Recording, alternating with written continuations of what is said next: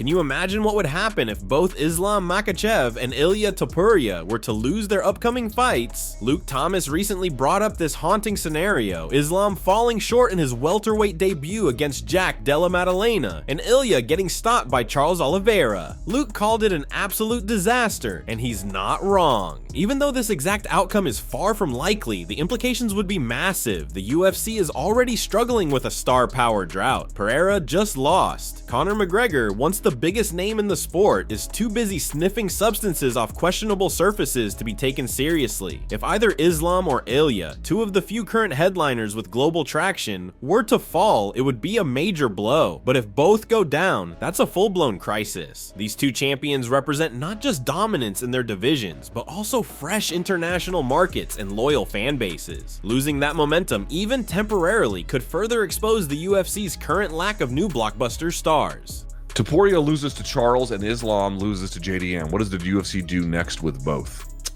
Boy, wouldn't that be a fucking mess, huh? Islam might go back down, or they might just give him, you know, one more like #1 contender to get back up there. Ilia going up there and losing to me is a little bit worse because Islam is closer to the end of his run, much more so than Ilia probably is. So for Ilia to go up and then just have that like blow up in his face, that would be a mess too, because you're now trying to build a global superstar, right? Which is what he can do, or get meaningfully closer doing if he ends up getting a second UFC title. You get much closer to that. If that comes undone, I don't know. They might book an immediate rematch. They might encourage him to go back to 45. I don't know. If both Islam loses and Ilia loses and Jones Aspinall never happens, I mean, you're talking about an all-time disaster of a year. Michael Bisping recently broke down the championship clash between Khamzat Chimaev and Dricus Du Plessis, highlighting one major factor in Khamzat's favor, the move up to middleweight. Bisping emphasized that fighting at 185 is not just strategic for Khamzat's career, it's essential for his health. The brutal weight cut to 170 was never sustainable, and moving up allows his body to recover better, breathe easier, and perform without the drain of a massive cut. In fact, Bisping encouraged more fighters to consider moving up a division if they're struggling with cuts, saying that the long-term benefits are worth it. And when it comes to Khamzat, that advice couldn't be more relevant. His health issues have followed him since his UFC debut, from botched weight cuts to severe COVID complications that nearly made him retire. Even though he's looked like a monster in the early rounds, his gas tank past the third is still a mystery. That's why this 5-round title fight with Du Plessis is so intriguing, because if there's one thing DDP has proven, it's that he can dig deep for 5 rounds. He might not be the cleanest or flashiest striker, but his cardio, pressure, and toughness are elite. He survived wars with Sean Strickland and Izzy and didn't slow down. So while Khamzat might dominate early like he always does, the real question is what happens in those championship rounds, and that's where Dricus shines. Now the conditioning is going to be key for Khamzat, because moving up to 185, the conditioning will be improved, the strength will be improved, he can take on more nutrients, he can recover better between training sessions. I don't know why everyone doesn't move up a weight class. I said this on a video yesterday and I'm saying it again right now. Everyone just move up a weight class, okay? The sport will be better. And do you know what we do? We add a cruiserweight weight class, 225 pounds, so the light heavyweights can move up as well.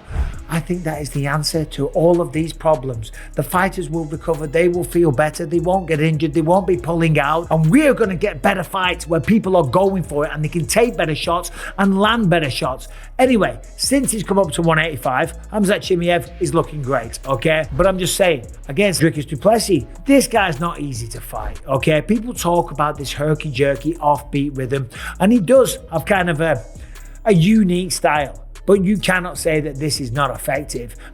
A surprising but intriguing turn of events that fans didn't see coming. Alex Pereira is heading to Thailand for a long-awaited link-up with Jon Jones ahead of his rematch with Magomed Ankalaev. While Jones is currently in Thailand filming a bizarre Russian reality show with Nate Diaz and even Hasbulla, he's also expected to get in some serious training, and Pereira will be right there with him, according to the highly reputable outlet Bloody Elbow. This unexpected alliance stems from their brief interaction back at UFC 306, where the two champions expressed mutual respect and teased the idea of training together, despite hinting at a possible clash down the road. Now, that training session appears to be actually happening. It's a unique moment in MMA, the former light heavyweight champ teaming up with the heavyweight king, just as Pereira gears up for his second fight with Ankalaev. A rematch the Russian claims was offered earlier this year, but initially declined by Alex. With Ankalaev pushing hard to get a fight and Pereira now switching up camps and energy, things are getting interesting at 205. Meanwhile, Jones continues to be vocal about his frustration with the UFC. Despite Dana White's assurance that he will fight in 2025, the heavyweight title unification bout with Tom Aspinall remains unbooked. Jon recently called out the promotion's lack of transparency, stating he already shared his timeline with them and questioning why fans are left in the dark. Whether it's inside the cage or on a reality show, it seems both Pereira and Jones are making moves, just not the ones people expected. Stripped? LOL, do I come across as the type of person who cares about things like that? Yes, otherwise you'd have vacated the belt a long time ago because you don't plan to fight Tom.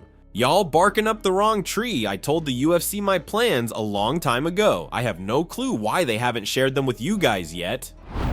Khamzat Chimaev may finally have met his toughest stylistic test in Dricus Du Plessis, at least according to two men who know a thing or two about both. Chael Sonnen and Strickland recently broke down the matchup. Chael raised a few doubts that most fans probably aren't considering. He questioned whether Khamzat will be able to take Du Plessis down at will or keep him there. Chael pointed out that if DDP can defend takedowns early, the tide could quickly turn, but if Khamzat drags him down in round 1, things could spiral fast for the champ. Sonnen still expects Khamzat to be the betting favorite, but he's not counting out the South African's grit and underrated grappling ability. And then there's Strickland, a man who's been in the cage with Du Plessis twice. He echoed similar concerns in an interview with Helen Yee.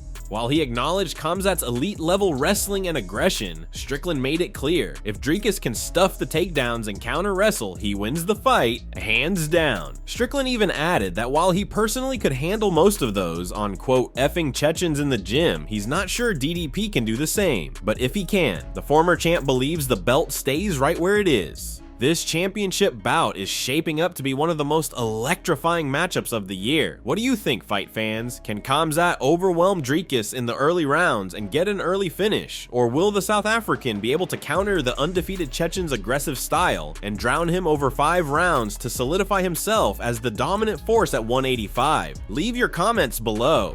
That's it from MMA Psycho. Thanks for watching. Don't forget to leave a like and subscribe for daily MMA news.